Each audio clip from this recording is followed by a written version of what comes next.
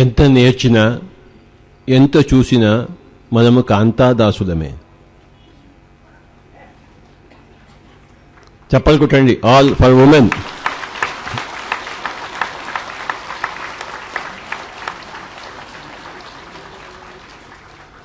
త్యాగరాజ స్వామి ఒక గొప్ప సత్యాన్ని చెప్పారు ఇక్కడ. ఏమంటే ఉమెన్ ఫస్ట్ అన్నాడు ఆయన, మెన్ సెకండ్. ఎంత నేర్చినా ఎంత చూసినా ద స్త్రీ comes first, the lady comes first. She is a real creator. That's why she.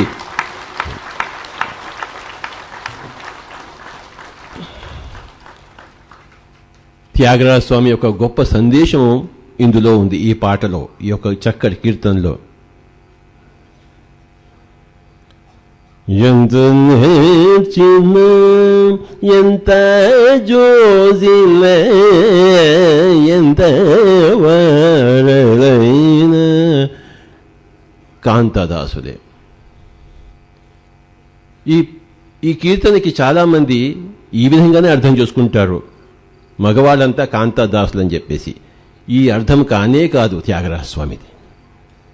ఇక్కడ కాంత అంటే ప్రకృతి, ప్రకృతి యొక్క దాసులు మనం అందరం కూడాను.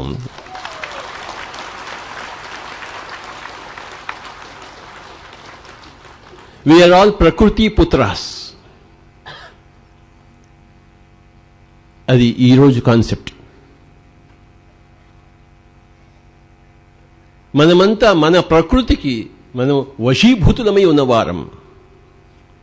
ప్రకృతి అంటే ఏమిటి అని ఈరోజు we have to understand what is prakriti. We are all slaves to our own prakriti. That is the law, that is the rule, that is the natural existence, that we are all Prakriti Putras, Prakriti Dasas, Kanta Dasas. Kanta does not mean a woman. Kanta means Prakriti. Yenta nerchina, yenta chusina, yenta varalaina Kanta Dasle. Ante, whatever may be your evolution, you are still bound by your own Prakriti. Durvasudu Maha Kopisti, మహాజ్ఞాని, మహాయోగి, మహా తపోశాలి. కానీ ప్రతి ఒక్కళ్ళకి వాళ్ళ వాళ్ళ ప్రకృతి ఉంటుంది. ఆ ప్రకృతికి వాళ్ళు ఎప్పుడూ దాసులే. అదే ప్రకృతి యొక్క శోభ, అదే ప్రకృతి యొక్క హంగు, పొంగు, సొబగు. We are all bound by our own prakriti. What is prakriti? ఎన్నో జన్మల నుంచి మనం ఏవైతే గుణాలను మనం పోషిస్తూ ఏ అలవాట్లు చేసుకుంటూ వస్తున్నామో అది మన ప్రకృతి. We are all prakriti పుత్రాస్. Today's concept is ప్రకృతి పుత్ర.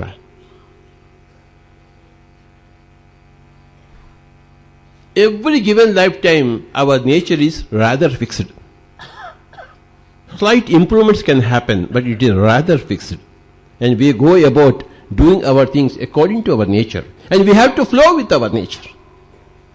Taoism ఏం చెప్తుందంటే you have to flow with your nature. నీ యొక్క ప్రకృతితో నువ్వు ఎప్పుడు సహజంగా అలా అనుసంధానం చెందుతూ అందుతోనే అలా విరాజిల్లుతూ ఉండాలి. You must become your own ప్రకృతి పుత్ర. నీకు ఏదనిపిస్తే నువ్వు అది చేయాలి. దుర్యోధనుడు అన్నాడు, జానామి ధర్మ నచమే ప్రవృత్తి, జానామి అధర్మ నచమే నివృత్తి.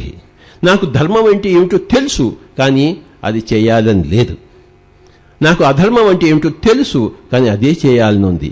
That is my naijam, that is my prakriti. What can I do for that?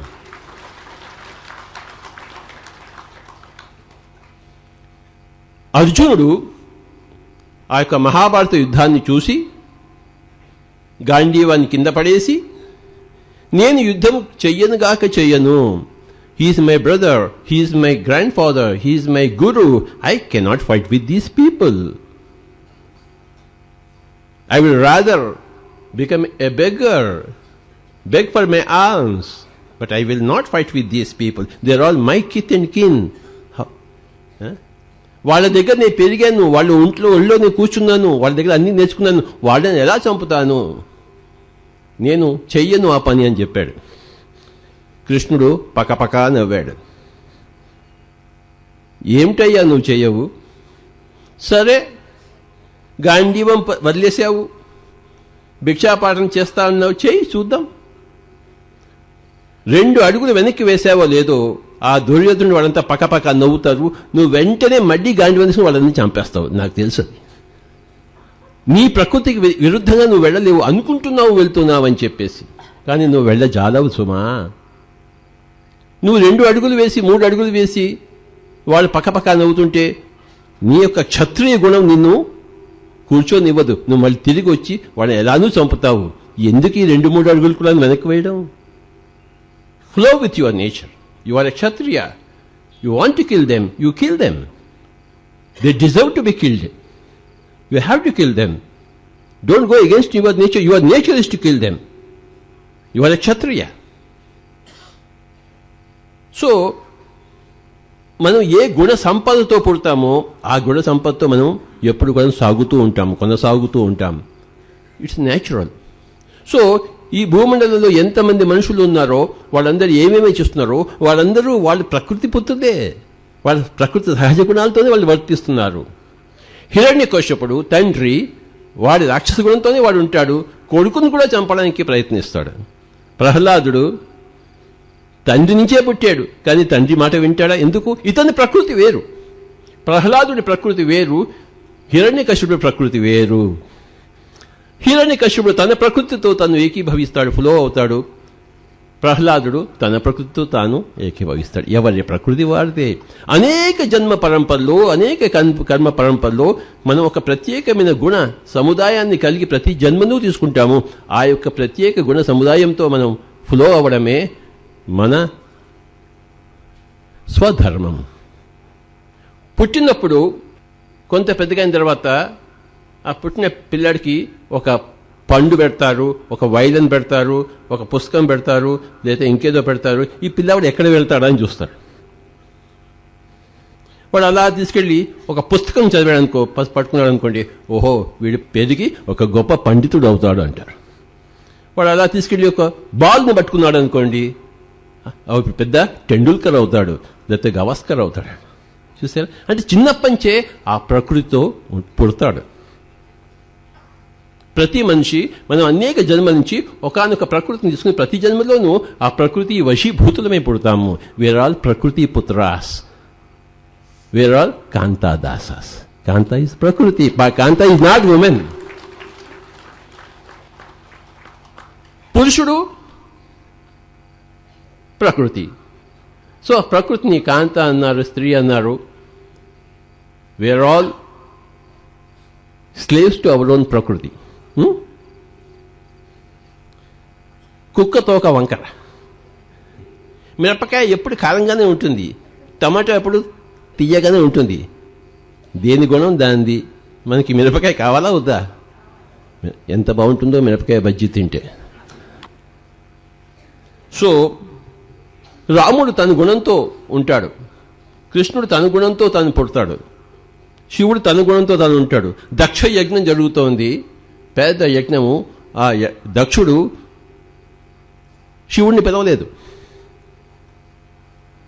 ఏం చేశాడు శివుడు? సర్వనాశనం చేశాడు.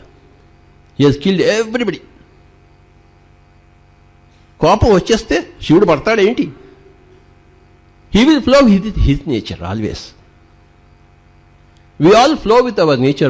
We are all Prakriti Putras. That is what is Taoism. Laosu చెప్పాడు, నీ యొక్క ప్రకృతితో నువ్వు ఉండు. పిరమిడ్ మాస్టర్స్ యొక్క ప్రకృతి ఏమిటి? మనకి ఎప్పుడు ధ్యానం చేయడమే మన ప్రకృతి. We are all bound by that. We are slaves to that. స్వధర్మం అంటేనే ప్రకృతి పృత్తులము, కాంతదాసులము. ఈ ప్రకృతి యొక్క, బయట ప్రకృతి యొక్క, లోపలి ప్రకృతి యొక్క దాసులు మనం, కాంతాదాసులం. మన ప్రకృతి ఏంటంటే మనం శ్వాసపుత్రులము. మన ప్రకృతి ఏంటంటే మన స్వాధ్యాయం, మన సరస్వతీ పుత్రులం. ప్రతిరోజు మనకి వేరే పనే లేదు. ధ్యానం చేస్తాం, స్వాధ్యాయం చేస్తాం, సజ్జన సంగతి చేస్తాం. మనకు తెలిసిన చెప్తూనే ఉంటాం. We are slaves to our own prakriti. That's how it is. That is the beauty. We are all prakriti putras. We are very happy to be prakriti putras. Every soul is ప్రకృతి పుత్ర ఆటోమేటికలీ. ఎక్కడ చూసినా కూడా ఎవరైతే నెగిటివ్గా ఉన్నారో వాళ్ళ ప్రకృతితో వాళ్ళు సహజంగా ఉన్నారు. ఎవరిని దోషం చేయవద్దు. దే నో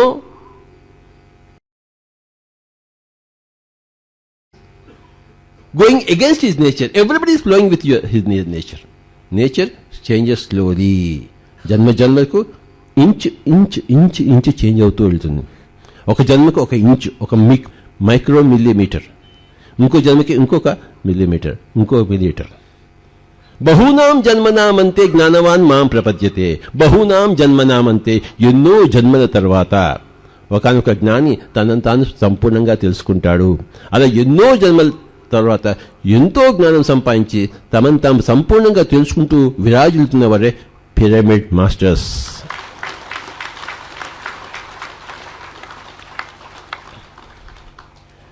నాలుగు 400 జన్మలు తీసుకుంటాడు సుమారుగా ప్రతి మనిషి. 400 జన్మల్లో 400 మిల్లీమీటర్ల పైకి ఎక్కుతాడు.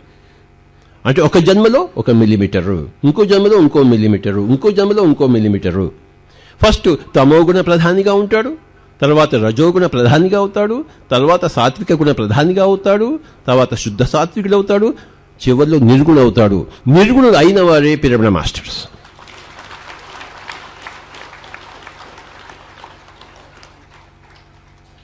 తమోగుణ ప్రధాని అంటే బాడీ కాన్షియస్నెస్, రజోగుణ ప్రధాని అంటే మైండ్ కాన్షియస్నెస్, సాత్విక గుణ ప్రధాని అంటే ఇంటలెక్ట్ కాన్షియస్నెస్, శుద్ధ సాత్వికం అంటే ప్యూర్ స్పిరిచువాలిటీ, నిర్గుణం అంటే అబ్సల్యూట్ ఎవరెస్ట్ ఆఫ్ స్పిరిచువాలిటీ. నిర్గుణ పిరమిడ్ మాస్టర్లు అందరూ అబ్సల్యూట్ ఎవరెస్ట్ శిఖరంలో ఉన్నవారే. All the pyramid masters. అక్కడ అఖండ ధ్యానంలో కూర్చున్నారు మన వాళ్ళు. 11 రోజులు ఇలా కూర్చున్నారు. వాళ్ళందరూ వచ్చారు ఇక్కడికి. ఈ సంగీతానికి, ఇక్కడికి, ఈ ప్రవచనానికి ఎవరు రాలేదు. వాళ్ళందరూ అక్కడ కూర్చున్నారు. 11 రోజులు అక్కడే ఉన్నారు. వాళ్ళని మీరు అందరూ అఖండ ధ్యానంలోకి పోయి చూడండి. అందరూ ఎలా కూర్చున్నారు. 1 రోజు, 2 రోజులు, 3 రోజులు అలా కూర్చున్నారు. 14 రోజులు కూర్చుంటున్నారు. అక్కడ అఖండ ధ్యానంలో ఉన్న వాళ్ళందరికీ గట్టిగా చప్పలు కొడదాం మనం. వాళ్ళకి ప్రవచనం అక్కర్లేదు, పిరమిడ్ అక్కర్లేదు, సంగీతం అక్కర్లేదు, సితార అక్కర్లేదు, ఫ్లూట్ అక్కర్లేదు, తిండి అక్కర్లేదు, రసగుల్లా అక్కర్లేదు. వాళ్ళకి ఆ ధ్యానమే కావాలి. అలా ఉన్నారు. వాళ్ళందరికీ గట్టిగా చప్పలు కొడదాం. అక్కడ వంటలు చేసేవాళ్ళు ఉన్నారు. పొద్దు నుంచి రాత్రి వరకు కూరగాయలు తరుగుతూనే ఉన్నారు, వండుతూనే ఉన్నారు, పెడుతున్నారు. వాళ్ళు ఎంత చక్కగా వాళ్ళ ప్రకృతితో ఉన్నారో వాళ్ళకి గట్టిగా చప్పలు కొడదాం మనం. ప్రతిరోజు ఇక్కడికి వచ్చి సితార్ వాయిస్తూ, వైలిన్ వాయిస్తూ, తబలా వాయిస్తూ, మృదంగం వాయిస్తూ, ప్రతిరోజు పొద్దునే సిటీ నుంచి వచ్చి ఇక్కడికి వచ్చి చేస్తూ మరి ఎవరి ప్రకృతితో వాళ్ళు జీవిస్తున్నారు. అందరికీ మనం గట్టిగా చెప్పకూడదా?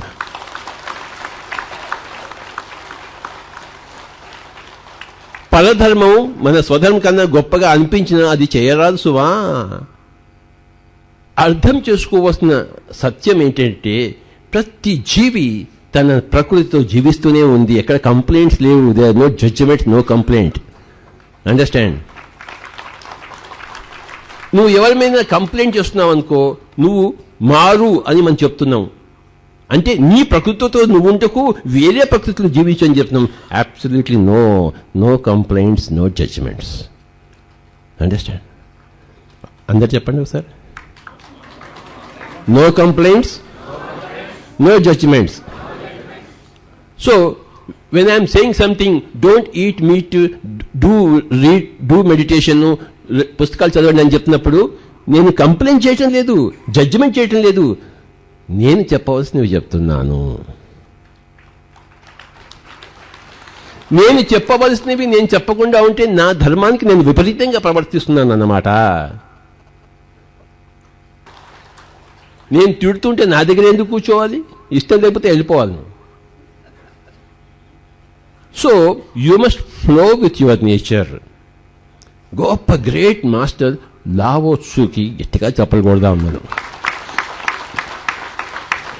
మీరు లావో త్సు పుస్తకాలు చదవకపోతే, మీరు చువాంగ్ సు పుస్తకాలు చదవకపోతే, మీరు మెన్షియస్ పుస్తకాలు చదవకపోతే, మీరు కన్ఫ్యూషియస్ పుస్తకాలు చదవకపోతే జన్మ waste. We are all shwasa putras, we are all Saraswati putras, we are all pyramid putras, we are all prakriti putras. పుస్తకాలు చదవండి. గురూస్ ఆఫ్ ఇండియా, ఎంతమంది గురువులు, ఓషో, రమణ మహర్షి, మహేష్ యోగి, మెహర్ బాబా, ఎనిబిసెంట్, షిర్డి సాయిబాబా, శివానంద, అరబిందో, చిన్మయానంద, నారాయణ గురు, శివబాబా, శ్రీల ప్రభుపాద, ఆనందమయ మాత, బ్లెవెట్స్కీ, స్వామి రామ, స్వామి ముక్తానంద, हजरत इनायत खान. मालूम है पिछले जन्म में मैं ही हूं. यह मेरा पिछला जन्म है, समझे. सत्य साई बाबा, శ్రీరామ్ ఆచార్య, పండిత్ శ్రీరామ్ ఆచార్య గట్టిగా చెప్పకూడదు గురువులందరికీ.